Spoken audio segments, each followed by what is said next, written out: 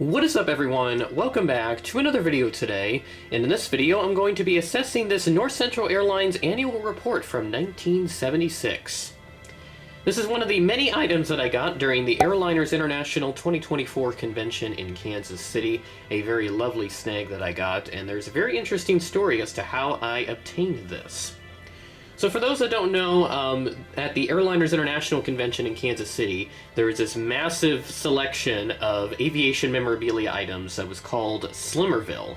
And this was the big collection of items that Chris Slimmer had. And for those that don't know him, he is sort of the main guy that puts the show together for Airliners International alongside folks like Bill, Steve, and several others on the committee as well.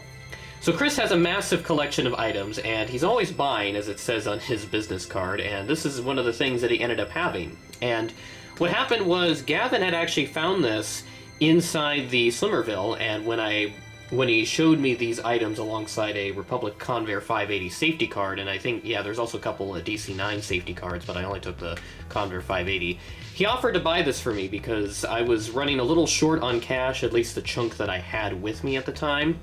I didn't feel like spending that much, and Gavin did offer to buy this for me, which I was very appreciative of. His generosity, I don't think I can thank it enough, to be quite frank, so I was really happy that he bought this for me so that I could have something like this, because I don't have an annual report in my memorabilia collection, which is slowly but surely starting to grow, and it is kind of concerning because my room is not that big to support that much more stuff, so I will have to get my own place very soon, but we'll worry about that when we get there. So let's go ahead and begin assessing this annual report. I'm no expert on this kind of stuff, so if I slip up on a few things, I do apologize. So feel free to correct me on the comments section if I do miss something or if I say something that's not necessarily accurate, but there's a lot of information in this book. So this will take us a little bit of time to get through, but I'll try to simplify a few things so it's not going over every little detail that's in this annual report here. So we've got the nice front cover, which has one of the lovely DC-9 50s on it. This is a brand new type for North Central's fleet at the time.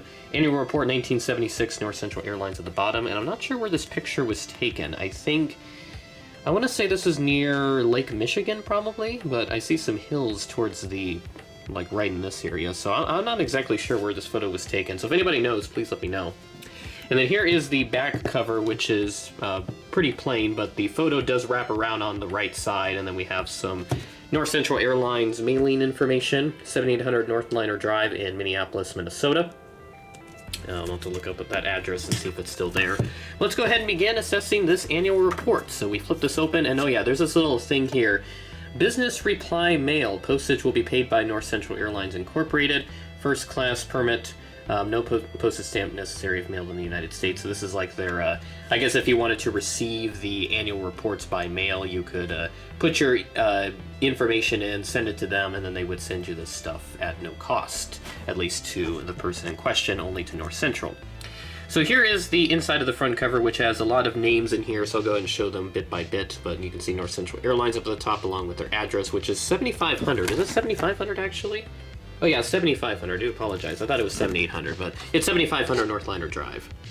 And then here is the board of directors at the time. You can pause to read it. And then also their management. You can pause to read that as well. And then over here, here's some highlight information that we do have. And this is obviously kind of like the main attraction for annual reports, at least in my eyes. And this contains a lot of their revenue information and all that stuff. So you can see North Central Airlines, they had $191 million in revenue in 1976, which was up about a little under 17% from the year prior. Operating profit about $14 million, nearly double of what they had in 75. Their net earnings about $7 million, up over 40% from 75. You see their net earnings per share, dividends per share, and then other information in there. You see the passengers, that was up about 8.5% from 75. Passenger miles up 10% and cargo ton miles up 11.5% from the year prior. So there was a lot of growth that North Central had towards the last few years of its existence. Then there's an about section, so you can pause to read that if you wish. I'll go ahead and flip it over to the next page here. So this is their little message to their stockholders, employees, and friends. A lot of text, so I'm not going to read off all of this, but this basically summarizes some of the highlights on this page. That's basically what it's doing, but it does also probably have some new information in there as well. So you can see like a new Detroit-Boston nonstop route that they got, inaugurated January 3rd, 1977. So this is probably printed sometime in early 77. There's a really nice photo down here at the bottom as well. I always love to see this. And this is the maintenance hangars for North Central Airlines, which are still there. They did add like a new expansion just off to the left here, right where the photo cuts off.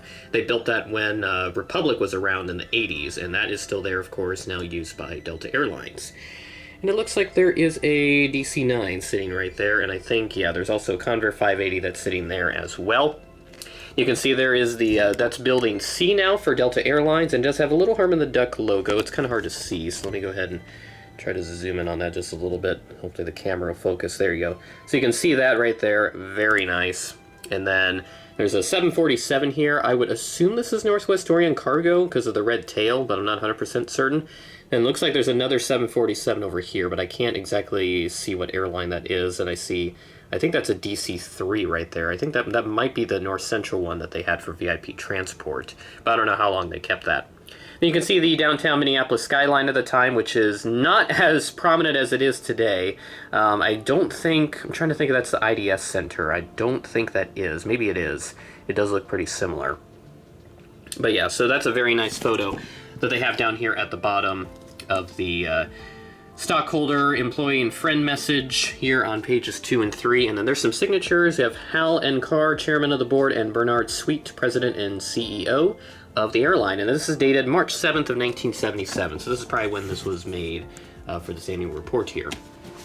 On this page, there is a financial review which talks about basically what finances that they had here at the time.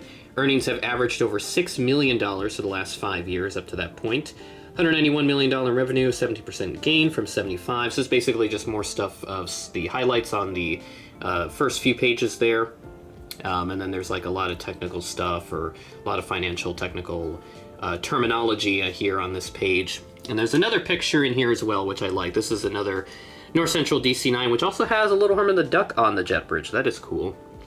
And this is like a graph of all of their earnings, or their revenues rather.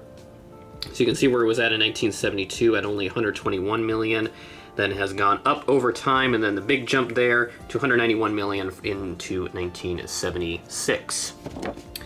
And then this is just continuation of the first bit of stuff there on the other page, and then here's some major factors of change in revenues and expenses.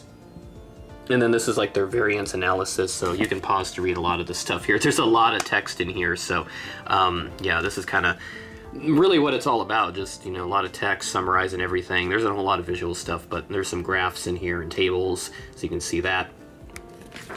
And then flip it over to the next page. We have a traffic growth and performance section. So this talks about a lot of their summary on the passenger growth that they had and cargo growth and all that fun stuff. So of course, pause to read this as you see fit. And then there's another photo down here at the bottom, which I like. So there's actually some pretty good photos in here. North Central DC-9, and then we have, it looks like, go ahead and bring the text caption in there. Captain Bill Hannon on the left greets Jack Parker on the right and his family at Grand Rapids. Parker was the 50 millionth passenger to fly North Central since the airline began scheduled operations in 1948. So they already flew 50 million passengers in a little under 30 years or so, so that's really good. Now there's some social action programs, so this is kind of see what this stuff is about here. So this is like, I see some environmental related stuff, so like any actions that they were taking to protect the environment, since that was almost as prominent as it is today with airlines doing that kind of stuff. And you can see there's another photo. Flight Superintendent Mike Carew reviews weather conditions with pilots. From left are Captain Bill Banks, First Officer Joe Moore, Captain Chuck Timberg, and First Officer Barbara Wiley, I believe. Yes. So there's a nice photo in there as they review the weather conditions, which systems not as advanced as they are today, but back in the day it was a big deal for them to have computers and stuff to tell us what the weather was going to be like, but I don't really see any computers in there. I think they're still using the traditional paper and pencil maps that they had, all the surface maps and all that for all the weather stuff that they had. So very nice information on this page. A lot of good stuff in here. And then go ahead and flip it over. This summarizes any new facilities and services that they had. They had, of course, the first thing highlighted is the introduction of the DC-950s on April 25th of 1976. So their first new type, or not really first new type, but the last new type, rather, that they had for North Central before they merged with Republic. They did have the 727 on order, but Republic, of course, took those. So they have 54 aircraft in the fleet at the time, 26 DC-9s and 28 Convair 580s. 3 additional DC-950s will be received in 1977, replacing 3 Convairs that were sold at that time. Another DC-950 will be returned to another carrier in 78, and the company has an option to purchase 6 more in 78. So a lot of good photos in here still. And there's one with a flight attendant in there putting some baggage inside one of the overhead compartments. And then this is a photo of inside the Detroit airport, I believe. Yep, Detroit now has spacious, fully carpeted gate areas. So there's a really nice photo in there. You don't get to see many of these. So there's the gate area, and then there's a nice little monitor that has flight information on there. Very primitive, but that was probably the most advanced that they had at the time. And then they talk about this system called Escort. I see a little mention of Escort. I'm trying to think where's the Escort information at. I think, yeah, it's going to be somewhere in here, but we'll find it eventually. But they mentioned systems like Escort and Spectre in here. Some of the advanced technology systems that they had at the time. And there's a couple more photos down here. North Central mini computers, so I think that you could use to get, flight information and weather data, so passengers could do that to check it themselves. National advertising by IBM featured, or not Spectre, this is a Sceptre, I think is how you say it, the company's computerized maintenance programs. That's what they use to keep track of planes and maintenance and all that fun stuff. This page has a lot of route development information. It's all text, and it has various non-stops and one-stop segments. So it mentions, I see Chicago to New Orleans, Detroit to Baltimore, various routes to Atlanta from the Midwest, Minneapolis to Memphis, Milwaukee, and Memphis non-stops. Milwaukee, Denver one-stop I see in there, and then Omaha, Dallas, Kansas City to Dallas, and Milwaukee to Philadelphia. Michigan points to Detroit and New York, Columbus, Dayton, Cincinnati to Philadelphia nonstops, Twin Cities to Kansas City nonstop, Detroit to Montreal via Toronto, and then Milwaukee and Duluth, Superior to Winnipeg. So there's various nonstops that they had applied for, and I think most of them that they got, I believe. And then here is some information about the future of North Central, and there's a photo of them at Boston, which was one of their new destinations at the time. That began on the 3rd day of 1977, as mentioned up here on the text, so you can pause to read that as you see fit. I should move it back up there. There we go.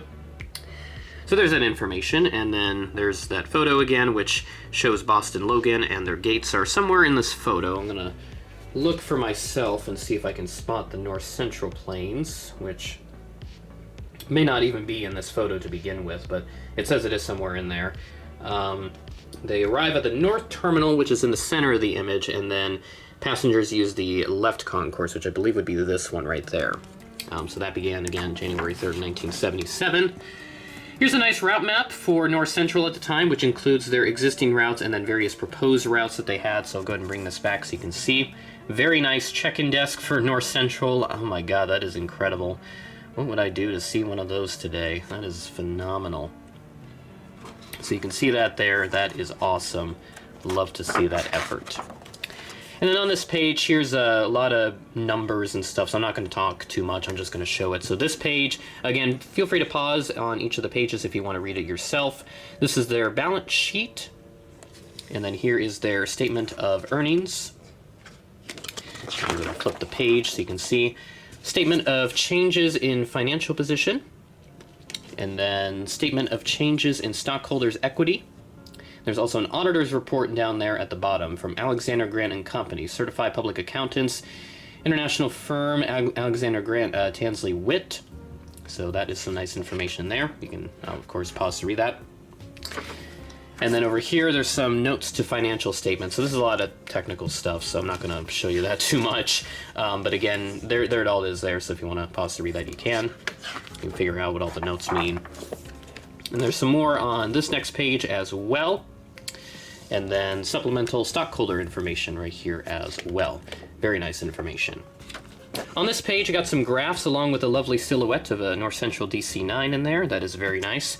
Passenger graph, passenger mile graph, seat mile graph, and a cargo ton mile graph. And you can see the changes that they have with 76 highlighted in the darker blue. So everything is on the up and up. 76, not the highest peak for cargo ton miles, surprisingly. That'd be 73 at that point, but they were getting close in 76. There's a 5-year summary, so summarizing the last 5 years of their operations up to 76. And then there's some communication stuff on this page.